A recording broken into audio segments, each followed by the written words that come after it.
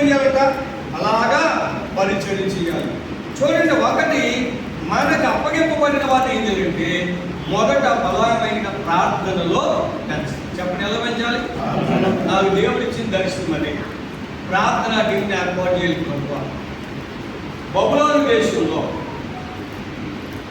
అజర్యా, అనన్యా, Michelle, దానియేలు గారు ప్రార్థన అవసరం తెచ్చినప్పుడు పిలిచారు. నాకు అటువంటి సహోదరుని అని 10 సంవత్సరాలు అడిగితే సంవత్సరానికి ఒకరు చెప్తున్నారు. దేవుడు ఇచ్చారు. ఆ 2007లో ప్రారంభించడానికి ప్రభు సహాయం చేశారు.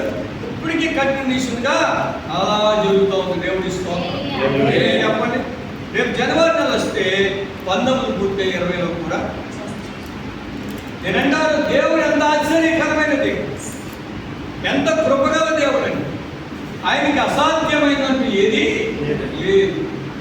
చాలా మంది అంటే ఇన్ని సంవత్సరాలని నడిపించబడటం అంటే అది ప్రార్థనతో ప్రారంభించబడిన పరిచర్య. ఇంకొక విషయం చెప్తాను, మనలోనే ప్రార్థన జరుగుతుంది. నేను ఏదో నాయకుడు అనుకొని చిన్నోనో పెద్దోనో పుట్టుకొని ఏదో రకంగా నడిపెట్టినట్టు కొలు తెరుతుంది. మిగిలిన కొలు తెరవలసిన పని ఏంటి? కొలు తెరవాలి. ఎందుకు కొలు తెరిచేలా? ప్రార్థన చేద్దాం, ఏం చేయాలి? ఏకీభవించండి, స్తుతించండి ప్రభువుని. స్తోత్రాలు పాటుకోవడం లాంటి, స్తోత్రాలు బలమైన దుఃఖం లాంటి ఆ ప్రార్థన ధూపం వలె ఆ యొక్క దురాత్మలన్నింటిని కాల్చుకుని యేసయ్య పాదాల దగ్గరికి వెళ్ళే ప్రార్థనది ప్రార్థన. అందుకనే మనం ఏం చేయాలంటే ప్రార్థనలో బలపరచాలి. యేసు ప్రభు ఏం చేశారు? శిలువ మరణానికి అప్పగింపబడిన ముందు ఆయన గెత్సెమనే తోటకి వెళ్ళినప్పుడు మీరు శోధనలో ప్రవేశించుకున్నట్లు మెలకువగా ప్రార్థన చేయడం స్థిరపరచడానికి వెళ్తే నిద్రపోయాడు. ఈ నిద్రలో ఏమొచ్చింది? పేదలు కట్టుకున్నాడు, అబద్ధమాడాడు, సేవలు వేసి ఎక్కడికి వెళ్ళాడు? వ్యాపారానికి వెళ్ళి.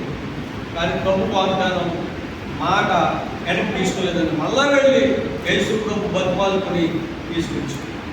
ఆ తర్వాత 10 రోజులు ప్రార్థన చేసి 10 రోజులు ప్రార్థన చేయగా దేవుని ఆత్మతో అగ్నితో నింపబడి దేవుని ఆత్మ శక్తితో ఆ వాక్కును ప్రకటించగా 3,000 మంది రక్షింపబడి స్థిరమైన సంఘముగా దేవుడు